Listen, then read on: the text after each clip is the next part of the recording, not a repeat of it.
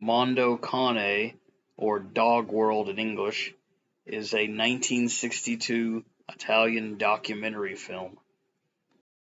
Documentary is misleading because what this really is a sleazy exploitation film disguised as a documentary. This is a mostly fake travelog where the entirety of the Earth is explored, or at least supposedly explored, with a focus on looking at the exotic, weird practices of foreign cultures. Some of it is real footage presented in context. Other stuff is real footage, but the commentary is misleading. It makes it seem wild, or it adds humor to it. And a good portion of it is just outright staged. The film's two main goals are to shock the audience and to make them laugh. There's a lot of sardonic humor. It doesn't follow one single plot. Instead, it's a bunch of vignettes that are often only vaguely connected. Sometimes they aren't connected at all.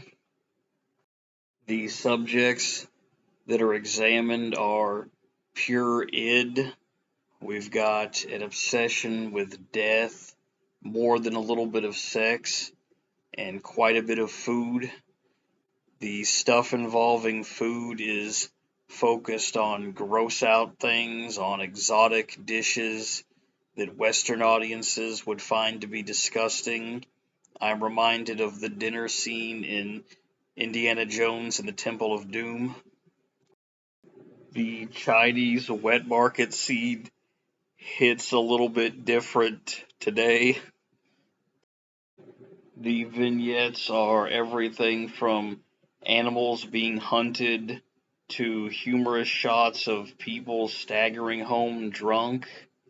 I do like the variety, but there are several points where it feels like things have been padded with stock footage or cheaply made filler, such as the prolonged scenes of the drunks.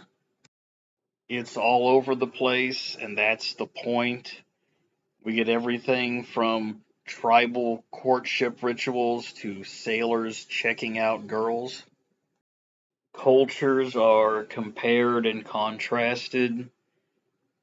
Each segment is centered around a joke or snide comment about human civilization, about the way people act.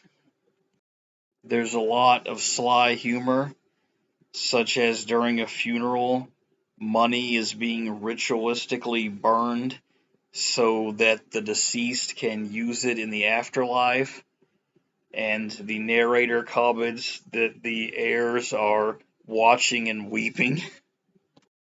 There's one vignette that supposedly shows the mating ritual of a primitive tribe, but it's really just the classic man being mobbed by a bunch of horny women gag. Considering some of the stuff that was inspired by this film, it's actually pretty tame. There's not a lot of gore. The nudity is tribal nudity. Think what you'd see in National Geographic.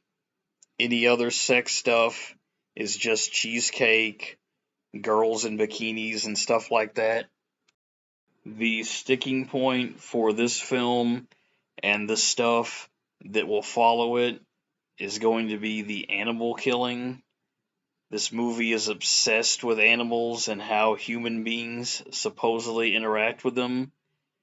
There's a lot of harsh nature documentary stuff, but it goes deeper than that because in these kinds of movies, they kill animals so that you have something there that is undeniably real, and this primes the pump.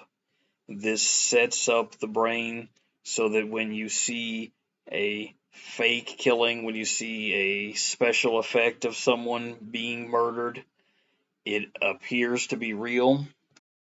This movie isn't known for what is in it so much as for what would come after it. Mondo Cane would inspire a whole bunch of these sleazy mock travelogues and documentaries. They would be named after it, called Mondo films. Faces of Death would probably be the most infamous one. A close second, if not equal to it, would be Cannibal Holocaust. That film is a whole can of worms, a whole rabbit hole in and of itself, but it goes even further because it creates its own subgenre of cannibal jungle adventure horror films. And it's also the first found footage film. So, yeah, if you're looking for something truly crazy, truly shocking, this isn't really it. It's too old. It's made for a different time. It's what would be inspired by this film that would probably squeeze your trigger.